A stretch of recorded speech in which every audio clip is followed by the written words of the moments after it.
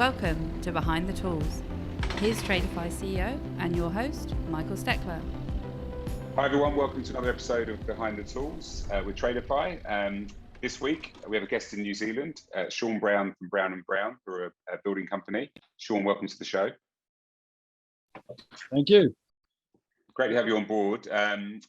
Sort of date stamping this somewhat, New Zealand at the moment, or I say New Zealand, actually Auckland, where Sean's business is based, they're in a lockdown, which actually means that there's only essential services. So it means that some businesses can't actually operate, and a lot of trade companies aren't able to operate under this current condition.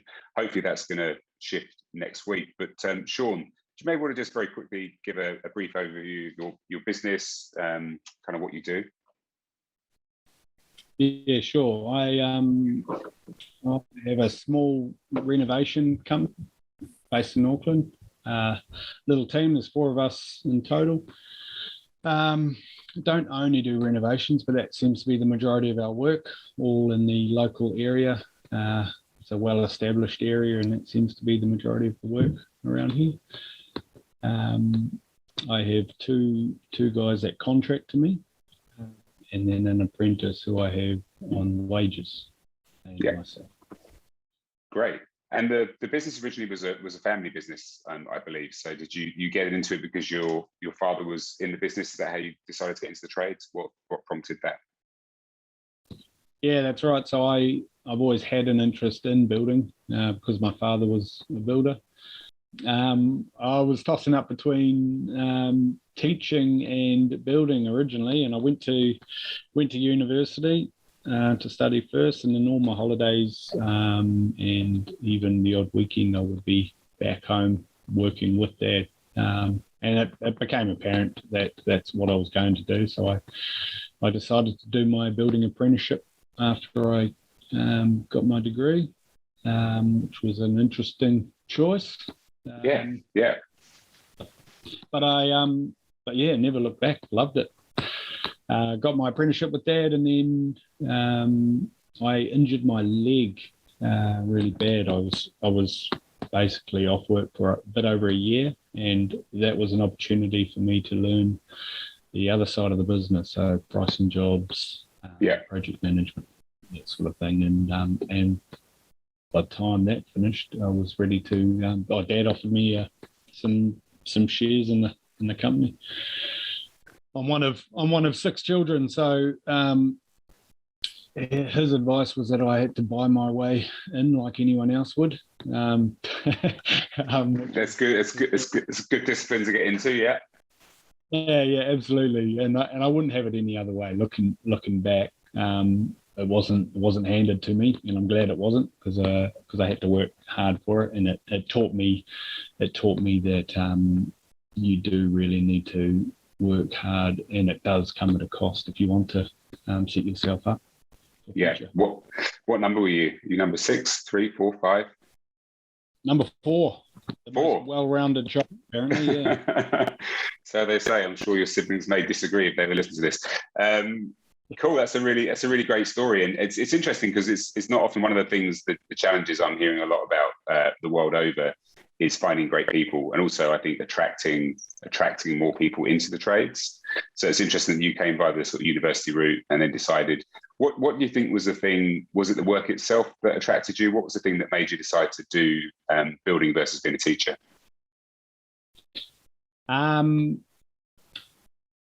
It's the work itself.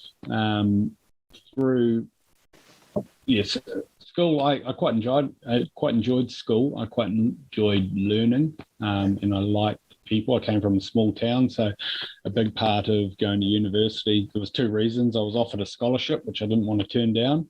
Yeah. And the second reason was I wanted to get out of town, move to the city, meet some new people, and have some new life experiences that I hadn't been open to in the past. So and it was true. I made as many friends in the first week in my hostel as I had in my whole life up until that point. So yeah, again, looking back, I wouldn't change anything. I think it was a valuable stage of my life going through university and getting that degree. Again, taught me different things about discipline and putting your head down and achieving. But then by the end of it, I was so fed up of being indoors and just wanted to be on the building site more and more. I decided to go down that track, and at the time thinking I would end up being in project management, and I would use my degree at some stage down the track, but I wanted to get my apprenticeship first. But, Great. And sort of the lockdown, how does that affect you as a business? And how do you sort of cope with that period? I presume it puts a few jobs delayed and stuff like that, and your employees and contractors that you have on board. Yeah, obviously it can be a bit unnerving, especially the first one. We didn't really know what was happening, what was going on. Yeah. And it didn't take me too long to come around to the fact that everyone's going through exactly the same scenario. It's not like I have to explain to my clients why I'm not making a deadline or why I'm not on site. No one can be. So I made peace with that pretty early on, and I've got 2 young children. We were due some family time, and we've actually really relished the lockdown. We've been pretty fortunate here in New Zealand that we haven't had too much of it. No. And so those times where we have been in the highest level of lockdown has been pretty precious family time, and again something I've really cherished. And don't look back on with a negative lens at all. Yeah. It's also been a good opportunity for me to get on top of the admin side of things, which I typically get behind on or quite easily talk myself out of not having the time to do. I don't think you're alone on that one. Yeah, we hear that a lot. This period is a good time of reassessment to be able to dig into that type of stuff and look at how you're doing things. And the Brown and Brown business, how did you, in the area you're in, sort of how long have you been established in that area? So I was in partnership with my old man, and for maybe 3 or 4 years before I moved to Mangere Bridge, which is where I've lived.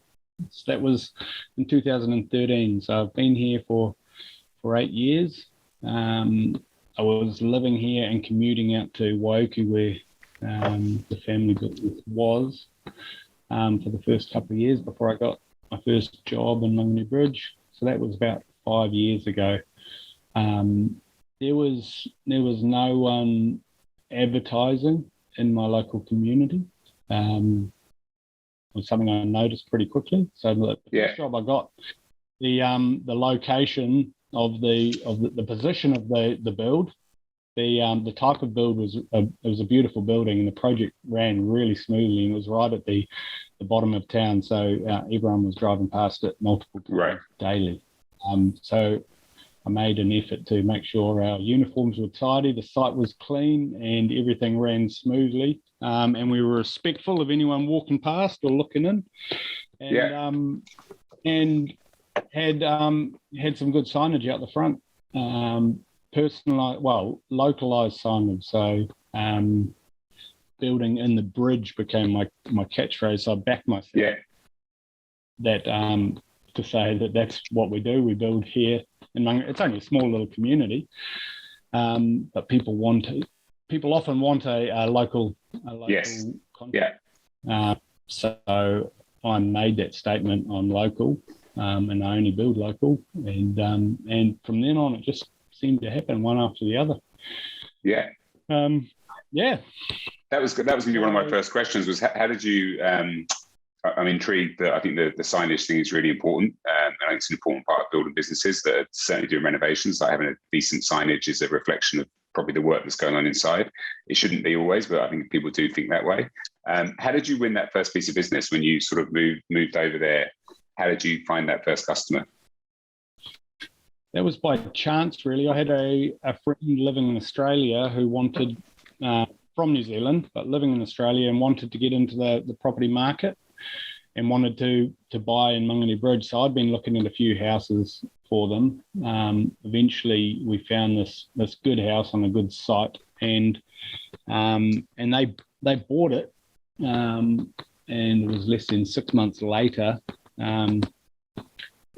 The neighbours sold, and a developer bought that section and wanted to turn it into a daycare centre, an early childhood centre. They needed permission from my friend to not have to build a 2.5 metre high fence. They needed permission from them, so they flew over from Australia. They were due to come back anyway, and I met with them and the developer over the fence, and we chatted it through. And by the end of the conversation, he asked if I was interested in the build of the daycare centre, and I ended up shifting. Oh wow! Off and doing the build, doing the build instead. Yeah, it was a lot of it was a bigger project than I had taken on up until that point, ever before. So it was a bit nerve-wracking, but it was a slow process. We worked through it and got there in the end, and it ended up being he's been a great client. We've done multiple jobs for him since. So. And you've done other jobs since with that developer. That's great. And did the signage and everything, did that generate sort of word of mouth for other business for you after that? Yeah, so there was a bit of chat locally. I mean, the other thing that was going on in the community was a lot of new people moving in, and there was a lot of people at the same age and stage of life as myself and my wife. Young families looking to set up a new home for themselves, and didn't really know have any contacts in the area. So, right. It generated a bit of that job, and the signage had a nice, just a nice design on for the logo.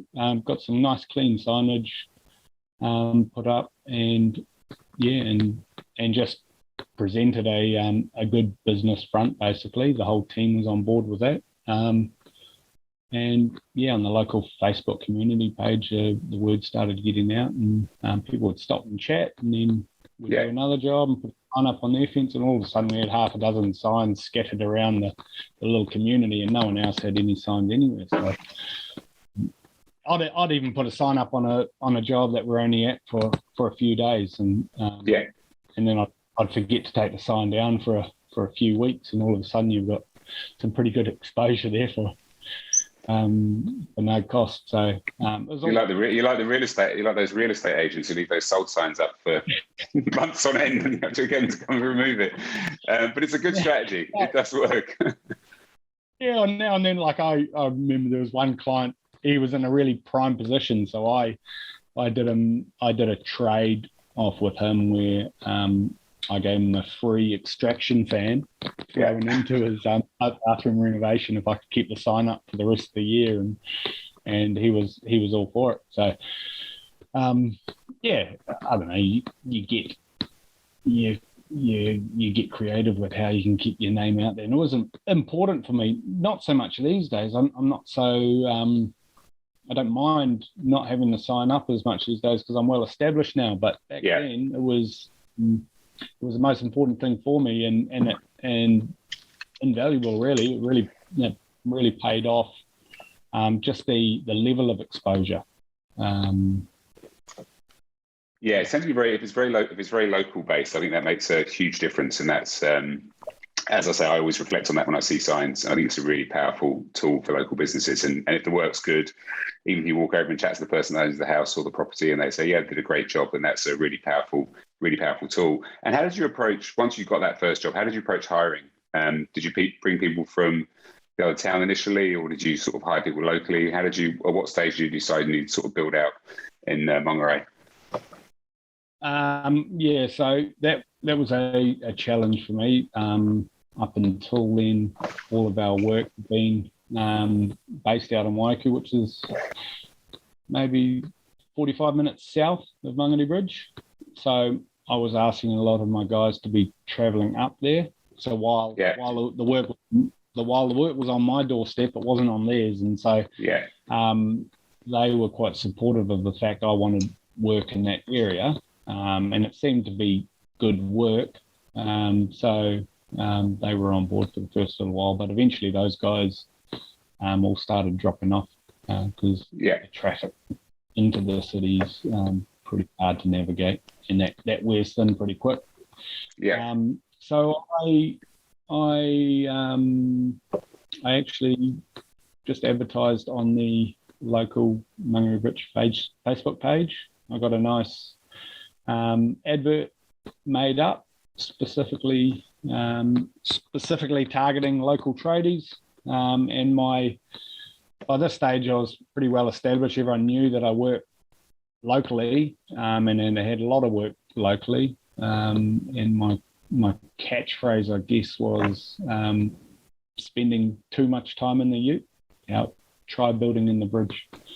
And I pushed it out. I didn't get any hits the first time, and I didn't know whether I was expecting it or not. Really, I was hopeful, but people don't just jump ship at the first opportunity. So I was hoping to just plant a seed at least. And the second time I put the advert up, I got a couple of responses, and then I've had guys approach me over the last couple of years following those posts. Just I've been in the back of their mind. They know that they want to work locally, or maybe it's that their wife, family have seen the advert and they want them working locally and putting pressure. Eventually it mounts up, and they realise it's worth having a crack. So. And what was you sort of came from, I guess, being fortunate to be able to see your father at work and building that business, and you learned a lot, I would imagine, in that period. Was there any big challenges or things you didn't expect that surprised you or were difficult?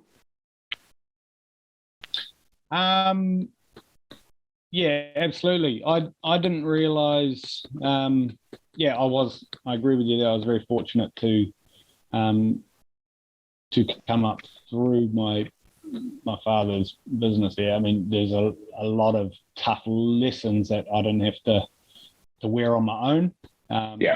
We shared, and I don't think I was privy to some of the really heavy situations. Dad probably sheltered me a bit from the worst of it, thankfully, because it can. I guess the shock for me, eventually we went our separate ways. Dad was doing property inspections by that stage, and I'd been running the construction side of the company for about 10 years by now anyway. So we split and set up two separate companies. And it was at that point that I realised just how alone I was with there was no one else to turn to as far as the admin side of things. Money.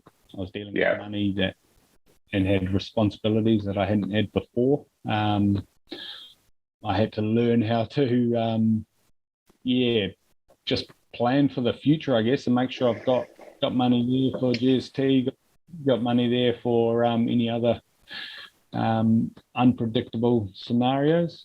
And the hardest part was the level of responsibility you've got. You're working with people's number one asset. It's their home. They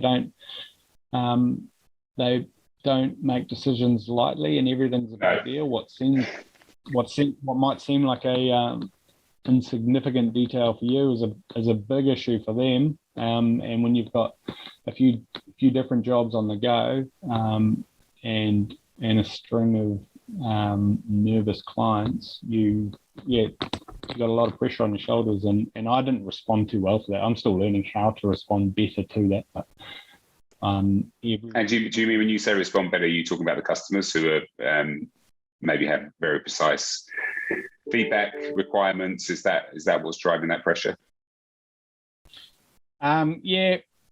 Requirements, expectations, or I think the biggest one is I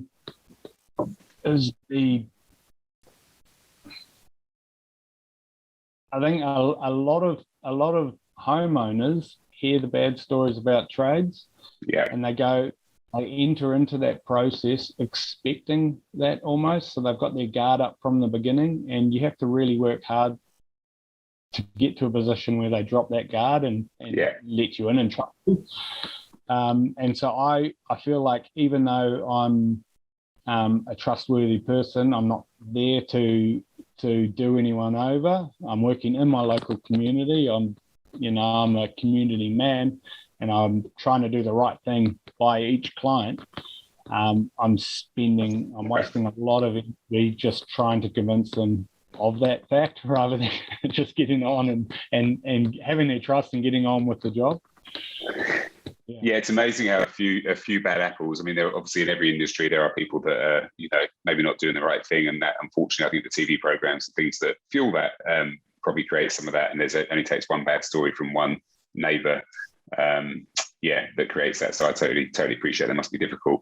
And you mentioned earlier you've got an apprentice on board. What prompted you to hire an apprentice? And was there a tipping point to do that? Was that a personal preference? You wanted to get someone in and teach them the ropes?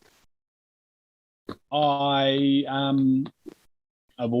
always had apprentices. I came through the apprenticeship scheme, and I realised how valuable that is. And I look at my dad's situation. If I hadn't come through an apprenticeship with him, his business company might have wound up by now. Right.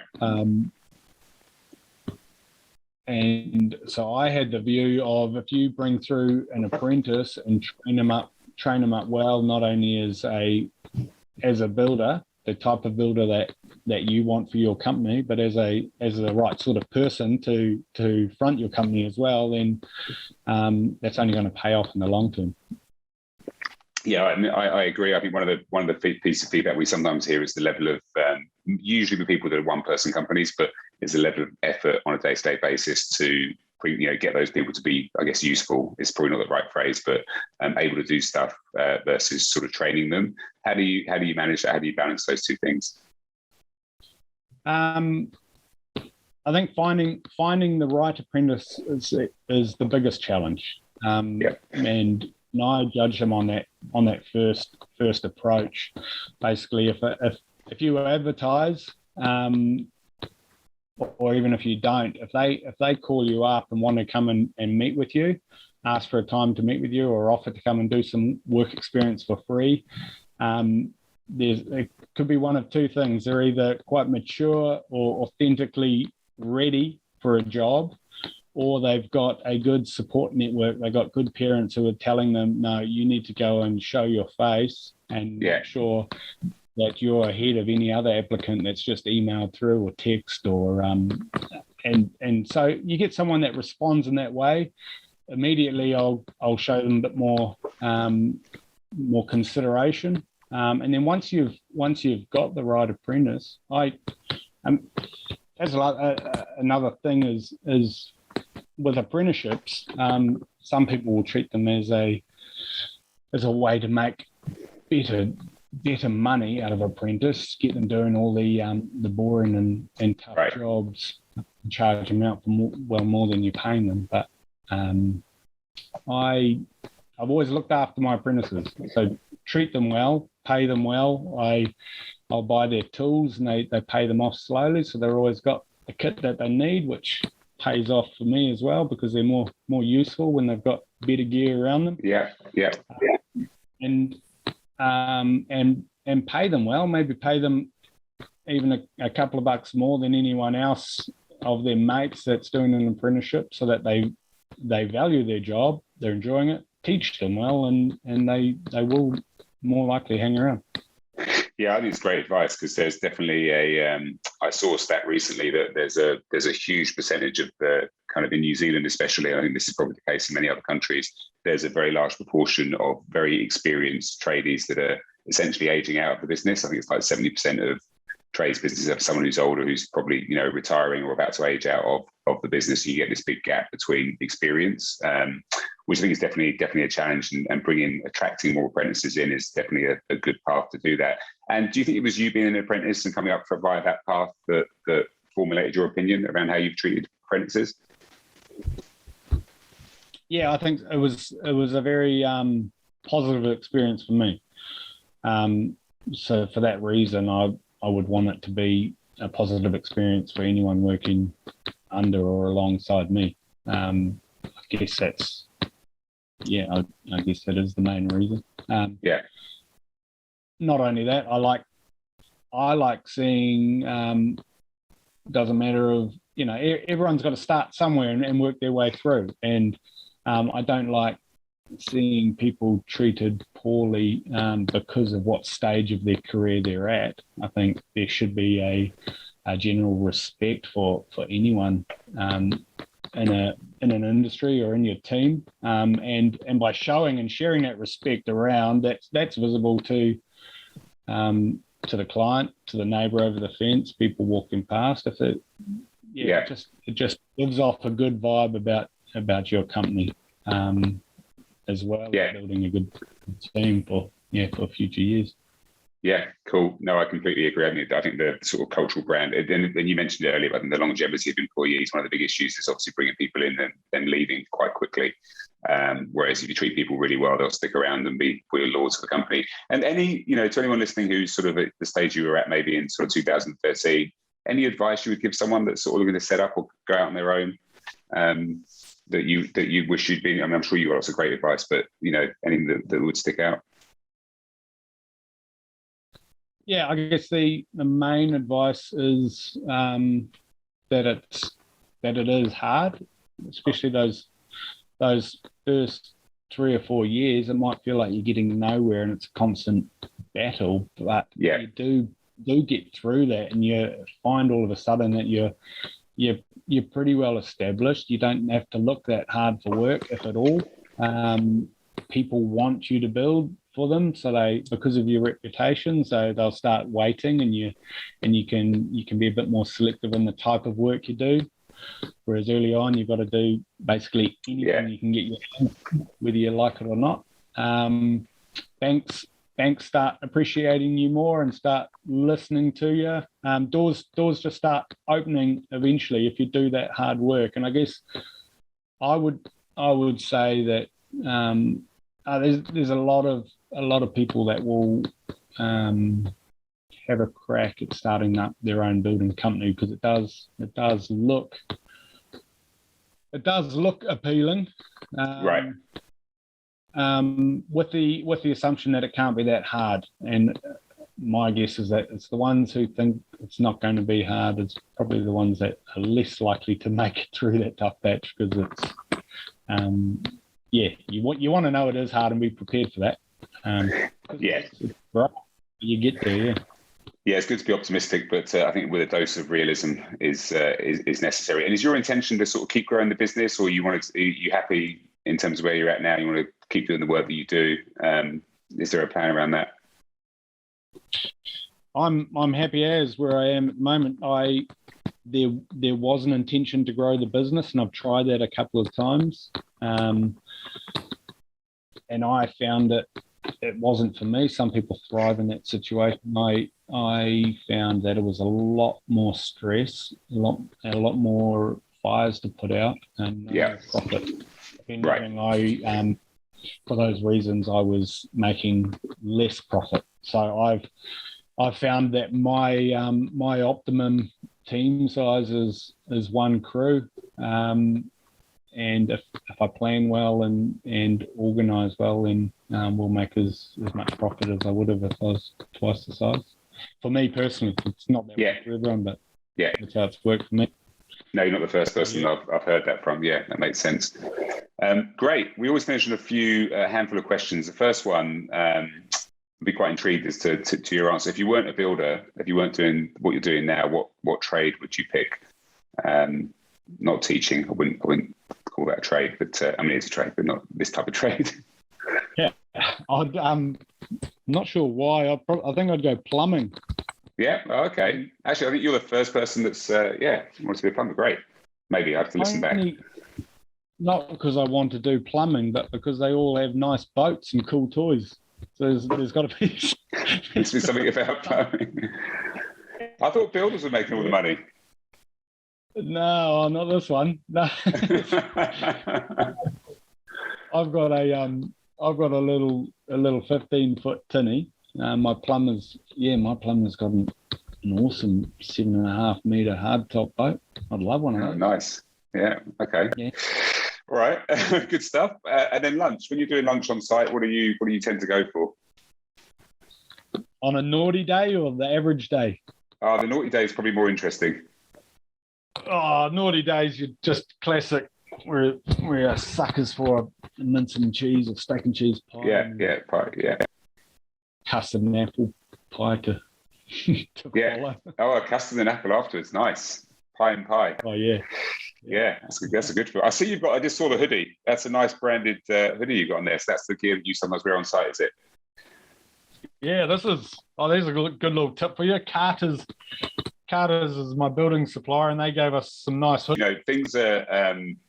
You were right in as much as people in New Zealand have been pretty fortunate versus most countries through this, for the last sort of however long it is now, year and a half of COVID. But now it's in lockdown. What would be the first sort of sporting or music event you'd want to get to if you could when things open up? I'm dying to see my beloved Warriors back home at Mount Smart Stadium. Yeah. Hopefully that's not too far off. And then, do you have a preference for tool brand? You talked about how you buy tool brands for your apprentices. Do you have a preference if you want to pick one? Tool or tool brand or both? We're a Makita crew. Oh, you're a Makita, right? Okay. Yeah, and initially it was only because I liked the color. I thought it was a cool color, and I thought that looked like a pretty cool kit when I first started buying tools, and it's never really let me down. So I've stuck with it. Once you choose a brand, you want to stick with it because your batteries are compatible. You don't want to set up again. No, I love it. Okay, yeah, cool, great. And then last question was just, this has been a really great conversation. Thanks for being so transparent about where you came from and where the business is at now. It's been I think there's some really great advice in there, particularly around how you've hired apprentices and built the business and signage and everything else in between, which I think is useful for anyone that's starting out in an area. Anyone else that you come across, maybe your plumbing mate with a big boat, but anyone else you come across who's interesting that you think we should speak to? Yeah. I've got a mate, Cam, who is a landscape architect. We've not had any landscape people yet. Great. Every time I get in a conversation with him, he's just so interesting to talk to. He's got some neat ideas. He does some great work, and he'd be a good person to get on the show. Great, will do. Brilliant, Sean. Really appreciate you doing this. Good luck with everything. Hope it keeps going really well. It sounds like you've really sewn up a nice niche out there in Mangere, which is great. So congrats on that, and appreciate joining the show. Thanks for joining us. Awesome. Thanks for having me. No, you're welcome. And thanks for everyone for listening. And as always, comments, questions, feedback, or if you want to be on the show, hit us up on your chosen platform. Thanks for listening. See you next time. And that brings us to the end of this episode. Behind the Tools is brought to you by Tradify, job management software for your trade business. If you enjoyed the podcast, let us know by leaving a review, and be sure to tell your mates about it. Email behindthetools@tradifyhq.com if you or someone you know would be keen to join the show as a guest.